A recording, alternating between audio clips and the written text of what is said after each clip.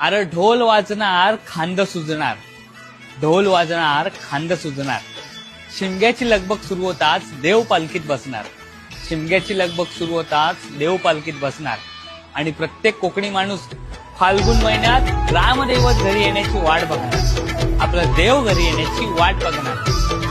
आतुरता शिमग्याची. ढोल वाजला शिमग्याचा आई तुझ्या मंदिरी, ढोल वाजला शिमग्याचा आई तुझ्या मंदिरी. देव माझा एक वर्षाने येणार आमच्या घरी, देव माझा एक वर्षाने येणार आमच्या घरी. ढोल वाजला शिमग्याचा आई